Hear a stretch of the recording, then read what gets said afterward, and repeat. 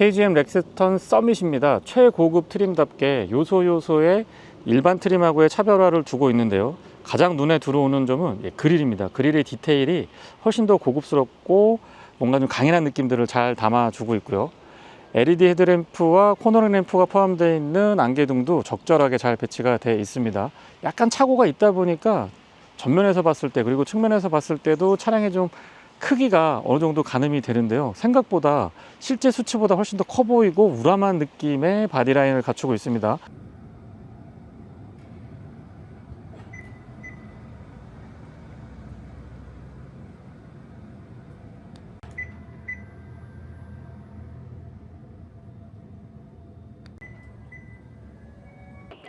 키 언락을 했을 때 LED 조명이 차량의 주변부를 밝게 비춰주는 편입니다.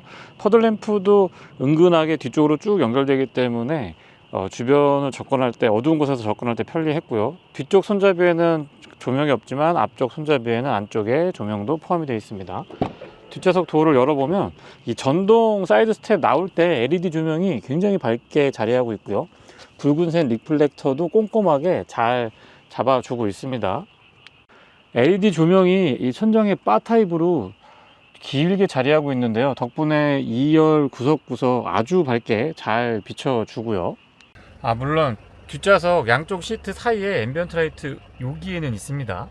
도어에는 없지만은요. 앞좌석 도어를 열어보면 리플렉터 선명하고 앰비언트 라이트는 물론 아래쪽에 렉스턴 레터링도 선명합니다. 이 사이드 스텝의 LED 조명은 정말 밝은데요. 도어스커프에 LED로 렉스턴 레터링 돼 있고 풋램프도 적절하게 잘 자리하고 있습니다. 뒤쪽 그리고 앞쪽은 모두 다 LED 조명이라서 구석구석 밝게 잘 비춰주고요. 앰비언트 라이트는 앞좌석 도어 그리고 크러쉬 패드 중앙을 중심으로 적절하게 잘 배치가 되어 있습니다. LED 헤드램프는 광원의 폭과 직진성을 놓고 보면 착오가 조금 있다 보니까 위에서 아래로 뻗어나가는 느낌이 좋고요. 지금 시승 차량에 전면 틴팅이 되어 있기 때문에 감안해서 봐주셨으면 좋겠습니다. 상향으로 전환을 했을 때 전환 폭이 생각보다 크지 않은 것 같아서 그런 부분들은 개인적으로 살짝 아쉬웠고요. 조사각 조절도 되는데요. 지금 가장 낮춰놨고요. 3레벨입니다. 한 레벨씩 올려볼게요. 1레벨, 0레벨 이렇게 조절이 되고 한꺼번에 내려보겠습니다. 네, 조절 폭이 꽤 크죠? 한꺼번에 올려볼게요. 상향등과 하향등 그리고 비상등까지 모두 다 점등시킨 상태고요. DRL과 방향지시등은 그 기능을 같이 하고 있습니다. 방향지시등 순차 점등 방식이고요. 코너링 램프를 포함하고 있는 LED 안개등도 아래쪽에 자리하고 있습니다. 바깥쪽 거울 커버에도 LED로 방향지시등 챙겨놨고요. 바로 아래쪽에 약간 잔상 같은 것들이 보이는 것 같지만 실제 시야각은 이 정도부터 들어오기 때문에 크게 거슬리진 않고요. LED 헤드램프 구성에 비교했을 때 광원의 폭은 괜찮은데 쭉 뻗어나가는 느낌이 살짝 아쉽게 느껴지기도 합니다. 그리고 다시 한번 말씀드리지만 하향에서 상향으로 전환을 했을 때의 그 전환 폭이 조금 더 컸으면 좋겠고요.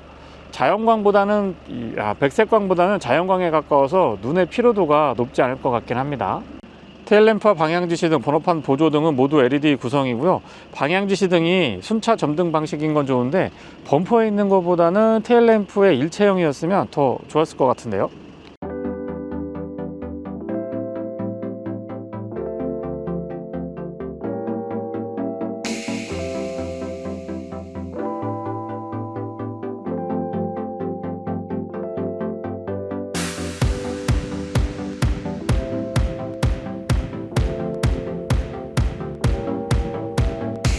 전장에 비해서 휠베이스도 넉넉하고요. 20인치 휠 타이어가 탁 자리를 잡고 있다 보니까 이 측면에서 봤을 때의 비례감이나 균형감 같은 것들이 꽤나 좋습니다.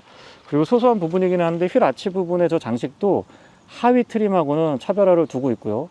시승 차량에는 전동 사이드 스텝이 적용이 되어 있습니다. 휠은 20인치고요. 타이어 사이즈는 265, 50, 20입니다.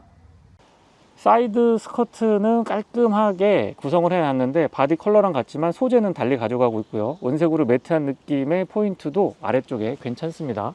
아웃사이드 미러는 전통적인 고정 방식이고 유리 주변부 몰딩은 반딱반딱한 느낌의 크롬인데요.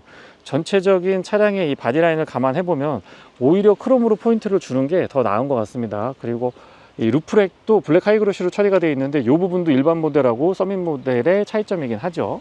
주유구 커버는 푸시 타입이고요. 안쪽에 캡은 많이 돌리지 않아도 되기 때문에 사용이 편리합니다. 요소수 주입구는 바로 뒤쪽에 나란히 잘 배치가 되어 있고요. 루프 라인도 그렇고 이 측면에서 뒤로 연결되는 라인도 보면은 직선의 날카로움을 강조하기보다는 곡선의 부드러움과 근육질, 바디라인을 잘 형상화시켜 놨고요. 테일램프도 LED로 구성이 되어 있는데 가운데가 좀 쭉 연결되어 있는 형태였으면 훨씬 더 넓고 안정감 있어 보이지 않았을까 싶은 생각을 개인적으로 해보게 됩니다. 범퍼 하단부의 디테일도 스포티하고 고급스러운 느낌들 잘 담아주고 있고요. 이런 리플렉터 같은 것들도 일자로 가지 않고 이 니은자로 가고 있는데 뒤에서 봤을 때 차량의 안정감을 더 높여주는 것 같습니다. 스포일러는 조금 더 큼직하게 자리하고 와이퍼를 안쪽으로 밀어 넣었으면 어떨까 싶은 생각도 해보게 되는데 이 전체적인 차량의 비례감 같은 것들을 감안해 보면 이 정도가 적당한 걸로 보여집니다.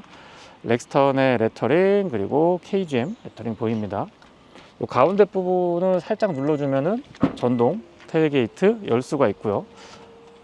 소음은 괜찮은데 속도는 조금 더 빨라도 나쁘지 않겠다라는 느낌이 있습니다.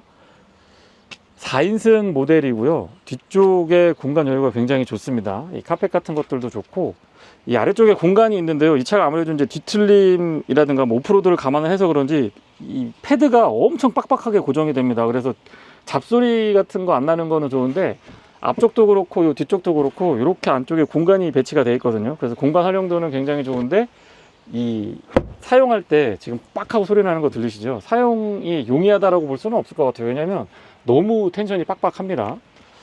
이 측면에 러기 스크린 걸칠 수 있도록 홈 같은 것들도 잘 되어 있고요.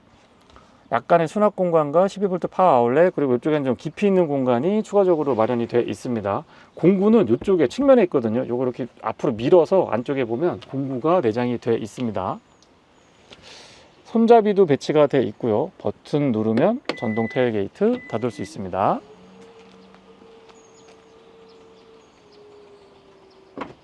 운전석 시트는 기본 전동을 포함해서 4A 타입 럼버 서포트 갖추고 있습니다. 색이 밝다 보니까 아무래도 오염에서는 조금은 취약할 수가 있을 것 같고요. 착자감이라든가 보기에 이 편안한 느낌들 그리고 이런데 필팅 처리 같은 것들도 적절히 잘 자리하고 있습니다. 헤드레스트는 쿠션감이 조금 더 부드러웠으면 좋겠다는 생각을 개인적으로 하게 되고요. 포지션은 조금 앞으로 나와 있는 듯한 느낌이 드는데 그렇게 많이 불편하지는 않았습니다. 시트 메모리는 3개까지 가능합니다. 윈도우 컨트롤은 올 오토 타입이고 이런 데 퀼팅 처리되어 있는 것도 굉장히 고급스럽습니다. 손잡이 그립도 나쁘지 않고 맥포켓 크기도 적당하고요. 안쪽을 조금 더 깊이 있게 해줬으면 어떨까 싶은 생각도 듭니다. 각종 스위치 잘 정리되어 있고요. 이 이질적인 디자인의 소재들이 모이는 요곳에 이렇게 조립 상태 같은 것들이나 마감 처리 그리고 디자인을 보면 일체감 같은 것들도 좋게 되어 있습니다. 틸팅 앤 텔레스코픽은 수동 레버 타입이고요. 페달은 오르간 타입이 아닌 일반형이고 가속 페달이 조금 작은 듯한데 불편하진 않았습니다. 레버 잡아당기면 본닛 오픈 가능하고요. 안전벨트 높이 길이 조절은 기본이겠죠. 시동은 버튼 타입이고요. 직렬 4기통 2.2L 디젤 터보 엔진, 싱글 터보 엔진이 장착이 되어 있습니다. 초기 시동 시에 이 마일드한 느낌이 괜찮기는 한데 아무래도 디젤 엔진 특유의 이 소음이나 진동 같은 것들은 느껴지는데 이거를 기분 나쁜 소리로 듣기에는 그렇게 큰 것 같지는 않습니다. 클러스터의 구성은 깔끔하고요. 디자인은 조금 다르게 가져갈 수가 있는데요. 저는 실린더 타입이 더 괜찮았던 것 같아요. 가운데의 메뉴 구성도 달리 가져갈 수가 있고요. 설정을 바꿀 수 있는 것도 이 안쪽에서 다 한꺼번에 할 수 있기 때문에 집중하면서도 일체감 있게 구성은 좋은 편입니다. 방향지시등은 KGM 특유의 소리가 나고요. 이 스틱 타입 스위치 끝부분에 보시면 눌렀을 때 원펀치 3강냉이라고 하던가요, 이 비상등 스위치를 사용할 수 있는 이런 부분들도 잘 되어 있습니다. 패들 시프트는 8단 자동 기어를 조금 더 다이나믹하게 컨트롤할 수가 있었고요. 스티어링 휠은 4스포크 타입인데 약간 클래식한 느낌들이 더 많이 들죠. 파이는 조금 큰 편입니다. 스티어링 휠 좌측에는 인포테인먼트 컨트롤에 관련된 기능들 그리고 위쪽에 열선 스위치, 스티어링 휠의 열선은 온오프 기능만 있는데요. 열선 스위치가 있고요. 우측에는 어댑티브 크루즈 컨트롤에 관련된 기능들 그리고 차간 거리 조절, 조향 보조까지 준비가 잘 돼 있습니다. D컷이라서 아래쪽이 좀 일직선으로 되어 있는데 전체적인 느낌은 좀 세련된 이미지 나쁘지 않은 것 같습니다. 스피커가 팝업 형태로 되어 있는데요. 이 안쪽에 보면 시계가 보이거든요. 근데 이렇게 하면 시야각이 조금 애매해서 이런 부분들은 개선의 여지가 있어 보이긴 하고요. 이미 뭐 여기에도 이 시계가 있기 때문에 굳이 저 위쪽에 없어도 되지 않을까라는 생각을 해보게 됩니다. 12.3인치죠. 클러스터도 12.3인치, AVM도 12.3인치로 구성이 되어 있고, 내비게이션 사용이 편리했고, 후진했을 때 어라운드 뷰를 포함해서요, 가이드라인 같은 것들도 유연하고 좀 입체감 있게 차량 주변부를 살펴볼 수도 있습니다. 사운드 시스템도 한번 들어볼게요.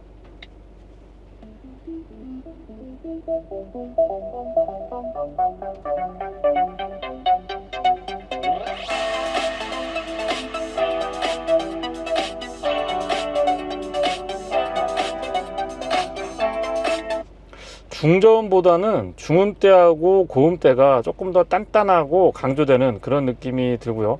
전체적으로 차량의 울림통이 좋으니까 좀 풍부하다라는 느낌 전달됩니다. 에어벤트 위치 적당하고요. 아래쪽에 직관적인 형태의 공조장치 컨트롤이 되어 있는데, 온도 조절이라든가 포지션 설정, 바람의 세기 같은 것들 조절할 때마다 바로바로 이렇게 보여주니까 그런 부분들은 사용하기 편리했습니다. 비상등 스위치는 물리키로 가운데에 자리하고 있고요. 통풍하고 열선은 각각 3단으로 조절할 수 있도록 구성이 되어 있습니다. 아래쪽에 스마트폰 무선 충전은 이 커버링이 돼서 깔끔하게 유지할 수가 있고요.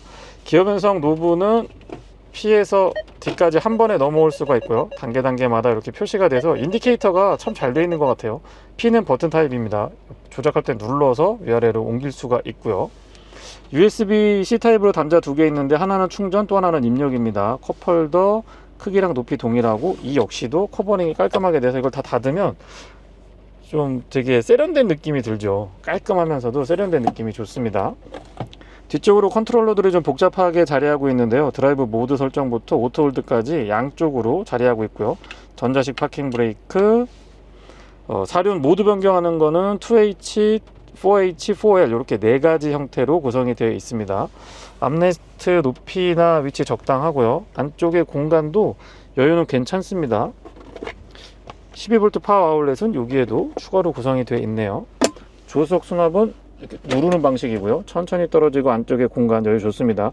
렉선 서밋 정도까지 올라오면 이 안쪽에 카펫 재질 같은 걸로 이렇게 좀 고급스럽게 마감을 해줬으면 더 좋을 것 같다는 생각이 들고, 공간은 조금 더 넓어도 괜찮을 것 같습니다. 낮에 보더라도 앰비언트 라이트는 아주 선명하고요. 이 보여지는 요런 데의 이 마무리에 비해서 위쪽으로 올라가는 내장재는 그냥 일반적인 형태고요. 선바이저 크기는 적당하고, 조명이 LED가 아니고 일반 벌브 타입이죠. 예, 일반 벌브 타입인데 거울 커버랑 연동되어 있습니다. 홀더 같은 것들은, 카드 홀더 같은 것들은 여기에 구성이 되어 있고요. 거울은 조금 더 이 높이가 높았으면 좋겠습니다. 실내등은 모두 LED 구성이고요. 썬루프는 지금 비가 와서 살짝만 열어보면 인슬라이딩 방식입니다. 아무래도 이 루프렉에 뭔가 장착을 할 때를 고려를 했겠죠. SS 콜 포함이 되어 있고요. 안전벨트도 깔끔하게 모니터링 됩니다. 이 실내 거울은 조금 시간의 그 흐름이 연상이 되는 것 같은데요. 테두리 부분이 투명하고 얇게 최신에 나오는 그런 그 부품으로 빠르게 개선이 됐으면 어떨까 싶습니다. 시야 자체는 그렇게 뭐 나쁘지 않아요. 바깥쪽 거울은 하우징도 큼직하지만 그에 걸맞는 거울면을 가지고 있고요. 이 왜곡되는 부분이 크지 않으면서 전체적으로 광각기를 균질하게 운영을 해 놨기 때문에 시야 아주 좋습니다. 뒷좌석입니다. 도어 개폐각 적당하고 유리는 끝까지 깔끔하게 내려갑니다. 수동으로 선쉐이드도 있지 않았고요. 열선은 2단으로 조정이 가능하고 온오프까지 해서 3단으로 사용할 수가 있습니다. 디자인은 앞쪽하고 같고, 맥포켓은 여느 차량의 앞좌석이 부럽지 않을 정도가 되고요. 사이드 스텝 적당히 자리 잘 잡고 있고, 렉스턴이라고 하는 레터링, 그리고 금속 재질로 되어 있습니다. 바닥이 평평하기 때문에 공간의 여유 좋고요. 시트가 양쪽으로 구성이 되어 있는데 캡틴 타입인데 약간 좀 VIP 시트 같은 그런 느낌이죠. 이 발 아래쪽 받침까지도 든든하게 잘 자리하고 있고, 앞좌석 시트 컨트롤하 일반적인 차량의 앞좌석 시트 컨트롤이 부럽지 않을 정도로 기본 전동 기능이 충실합니다. 헤드레스트는 굉장히 큼직하게 잘 자리 잡고 있는데요. 이 헤드레스트 딱 누워보면은 정말 편안하게 사용할 수가 있었습니다. ISO 픽스가 여기 있는데 지금 표시가 안 돼 있기는 한데 ISO 픽스도 기본 적용이 돼 있고요. 이 손잡이 같은 것들이 있어서 잡고 승하차 할 때, 특히 이제 노약자분들이나 어린 아이들이 사용하기 좋습니다. 가운데 아래쪽에 약간의 수납 공간, 그리고 12V 파워 아울렛, USB 충전 단자가 있는데요. 이렇게 들어 올리는 방식이죠. C타입 2개 자리하고 있습니다. 에어벤트는 정 가운데 위치하고 워크인 스위치도 준비가 되어 있습니다. 뒷좌석의 모니터도 큼직하게 잘 자리하고 있고요. 최근의 컨텐츠들 OTT부터 유튜브까지 다양한 스트리밍 서비스를 편리하게 이용할 수가 있습니다. 그리고 이렇게 터치했을 때 터치감 같은 것들도 아주 빠릿빠릿하고요. 컨트롤러가 여기에도 있는데요. 지금 리모컨으로 사용할 수가 있고요. 운전석 조수석 각각 하나씩 쓸 수가 있습니다. 그리고 모니터의 전원이나 독서 등 통풍하고 열선은 각각 2단으로 조절이 가능하고요. 예를 들면 R로 바꾸고 여기서 독서 등을 켜면 이렇게 위쪽에 LED 조명이 들어오고요. 독서 등을 끄면 이 바 타입으로 되어 있거든요. 여기 큼직하게 이렇게. 그래서 이 컨트롤도 여기에서 다 이렇게 가능합니다. 그리고 모니터 전원도 여기에서 컨트롤할 수가 있고요. 이 안장에 아래쪽에 보시면은 발받침이 있는데요. 그거는 이쪽에서 이렇게 잡아당기면, 저는 처음에 이게 뭔가 했거든요. 그랬더니 발받침 이렇게 해서 이 시트를 아주 편안한 포지션으로 설정할 수가 있습니다. 버튼 누르면 양문형으로 열리고요.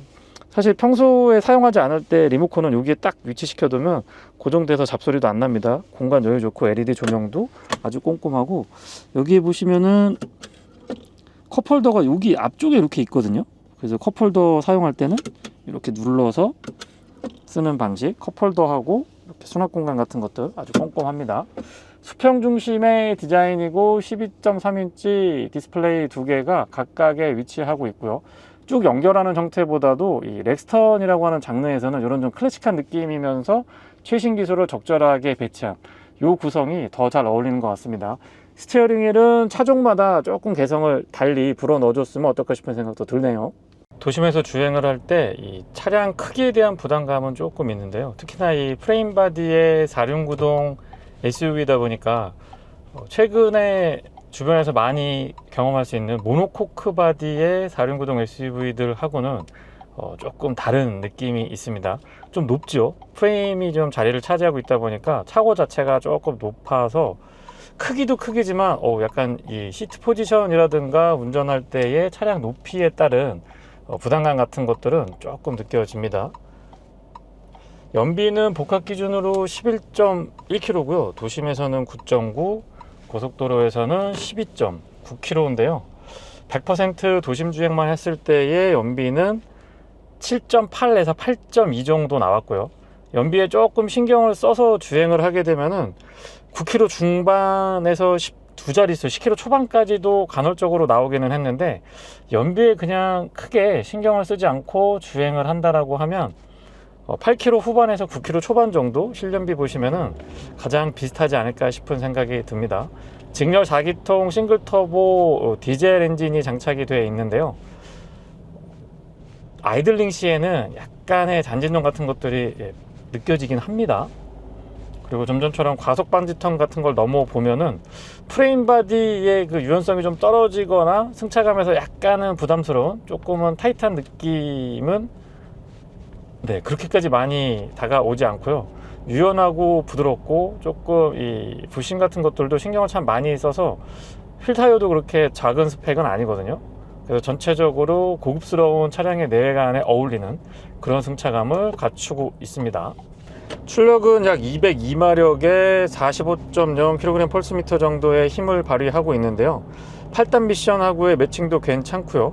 기어비는 이제 조금 길게 가져가고 있는 듯한 느낌이 있는데, 워낙에 이 저RPM에서의 토크감 같은 것들이 두둑하다 보니까 크게 아쉬움은 안 느껴졌고요. 지금 언덕 구간 쭉 주행하고 있는데 가속 페달에 별도로 힘이 들어가거나 주행에서 좀 답답한 느낌이 들거나 하는 것도 없습니다. 가속 페달을 동작할 때 이 페달링은 부드러운데요. 밟았을 때의 느낌은 극초반에 약간의 터보렉 같은 것들이 살짝 느껴지긴 하는데, 워낙에 이 저RPM 때의 두둑한 토크감 같은 것들, 그리고 킥다운 같은 거 해봤을 때 꾸준하게 쭉쭉 밀어주고 당겨주는 이런 느낌들이 좋아서 전체적으로 도심주행에서의 순발력, 기동성에 있어서도 크게 아쉬움은 없었고요. 크기나 무게 대비해서요.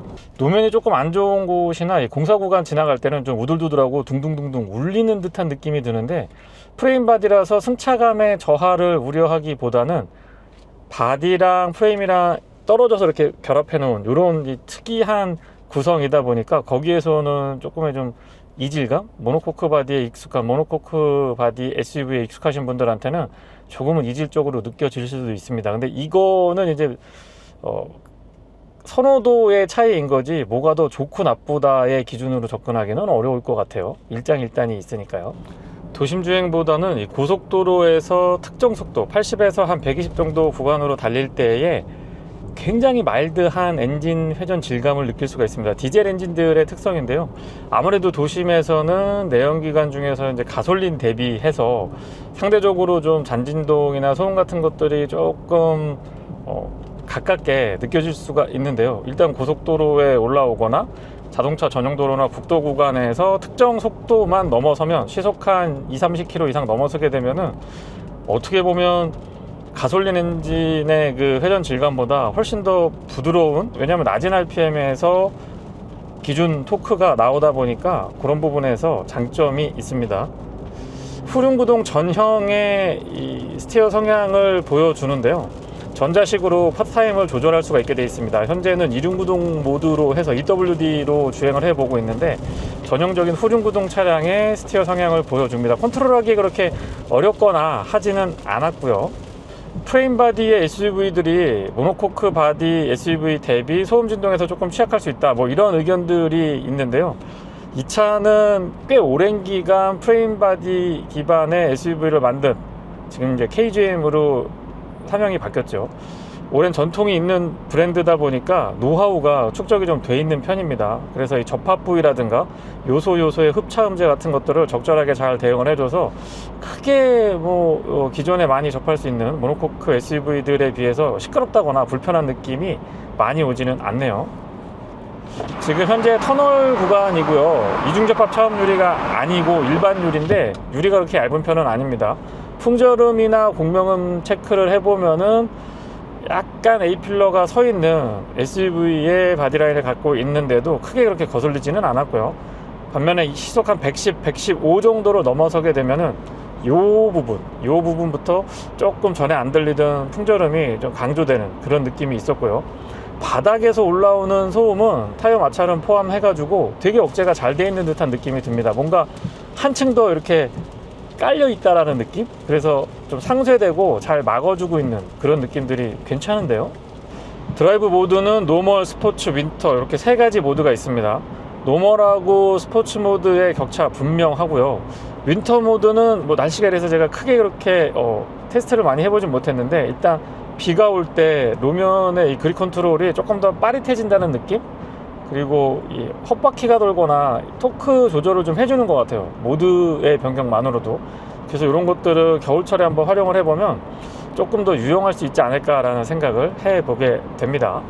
연비는 복합 기준으로 11.1km인데요. 고속도로에서는 19.9km거든요. 12.9km. 네, 죄송합니다. 근데 실제 주행을 해보면 13에서 14 정도 유지하는 게 그렇게 어렵지 않았고요. 제가 특히 뭐 완전히 4H가 아니고 EWD로만 다녔다 뭐 이런 것도 아니고 그냥 적당히 조절해 가면서, 그리고 이 고속도로 주행할 때는 4H로 놓고서는 많이 주행을 해 봤거든요. 그럼에도 불구하고 실연비가 그렇게 많이 떨어지지는 않았습니다. 평균적으로는 13km대 초반에서요 14km 왔다 갔다 하는 정도, 13km대 중반 정도 보시면은 아마 실연비에 가장 근사치이지 않을까 싶습니다.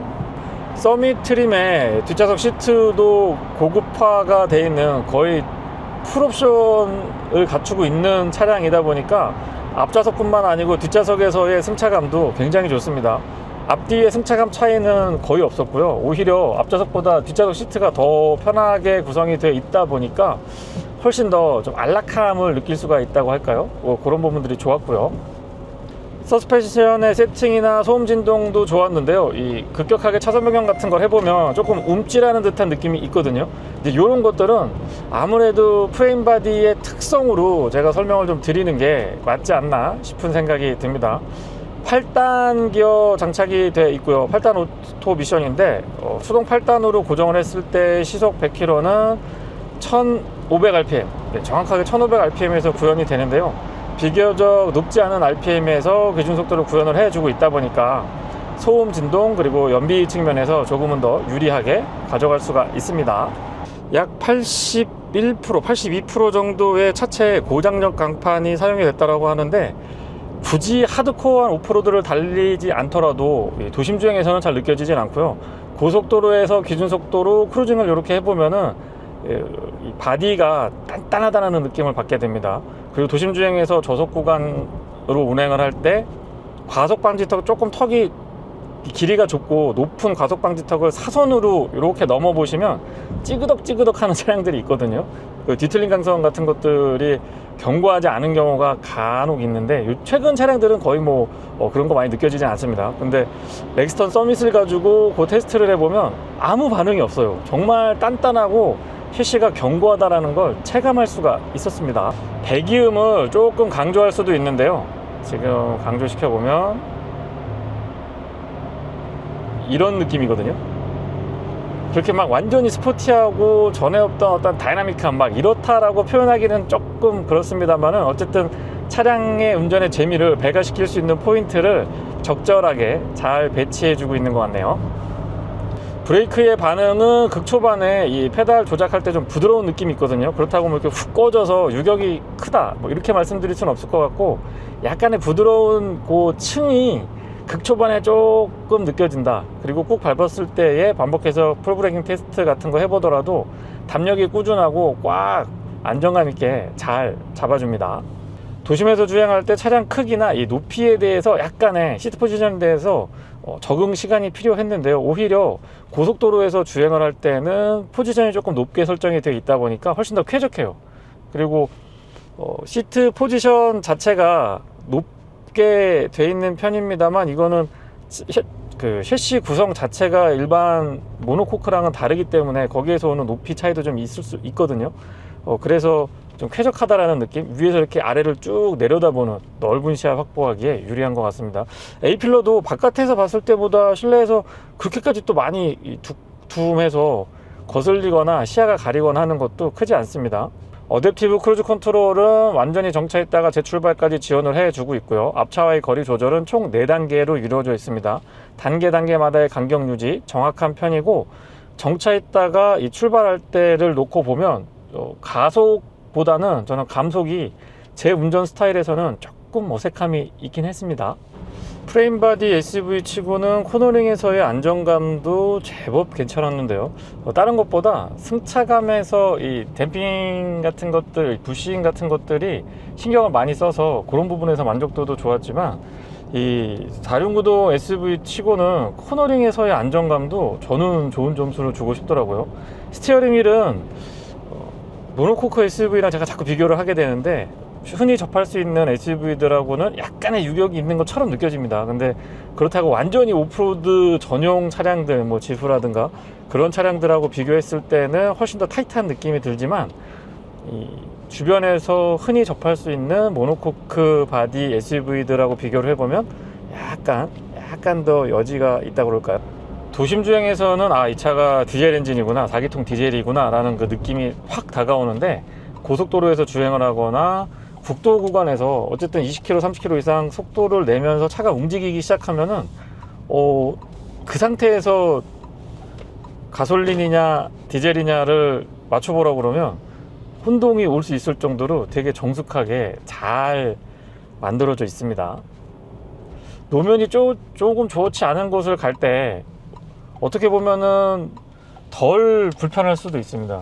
이 프레임바디 특성상 약간의 출렁임 같은 것들이 쿠션으로 다가올 수도 있거든요.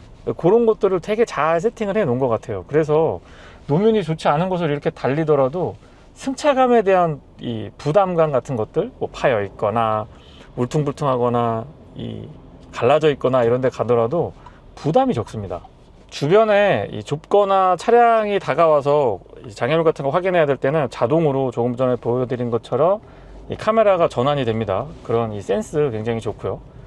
울렁울렁하고 이런 길 같은 데 가면은 출렁임은 있는데, 이거를 부담감 있는 이 기분 나쁨, 좀 허리가 불편하고 엉덩이 쪽이 약간 부담스러운 그런 승차감하고는 거리가 있고요. 폭신한데 출렁출렁하지 않고 약간의 이 쿠션감이 있는 그런 승차감이 매력적인 것 같습니다.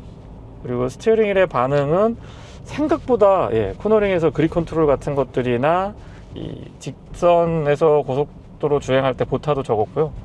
코너링을 할 때도 와인딩 로드에서도 안정감이 좋아서 이 프레임바디 SUV 특유의 유격이 있는데도 불구하고 그게 좀 불안하거나 답답하거나 내 의지대로 약간 뭐 반의 반박자 늦거나 막 이래가지고 그런 쪽으로 연결되지는 않더라고요. 이상 KGM 렉스턴 서밋 모델의 시승기를 마치겠습니다. 고맙습니다.